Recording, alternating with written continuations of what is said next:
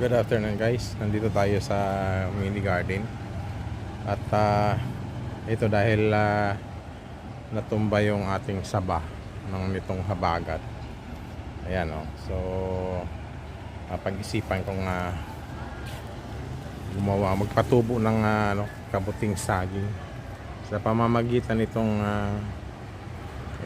tinatadtad yung kanyang katawan. Ayan. Pinumpul natin dito sa isang area. Yan. Alternate siya. Dahon. Ay yung katawang tinadtad. Dahon. Sa katawang tinadtad. Saka dahon. Tapos ito yung pinakahuli. Yun yung katawang tinadtad pa rin.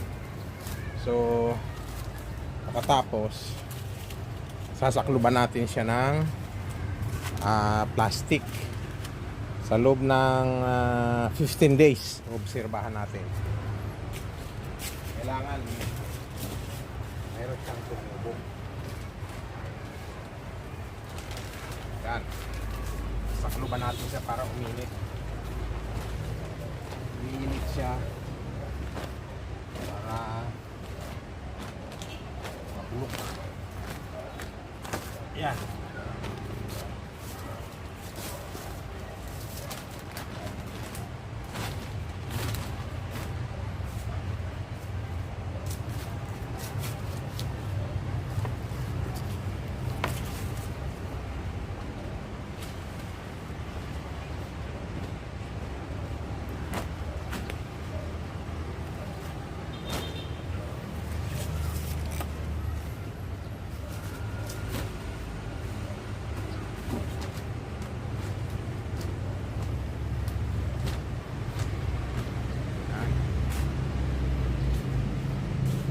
Obserba natin siya sa loob ng 15 araw. Tingnan natin kung mayroon siyang lumabas na pinhead. Anyway, experiment lang naman ito. Dahil sa wild naman talaga, tumutubo ang kabuting saging, wala namang binhi. So, ganyan lang.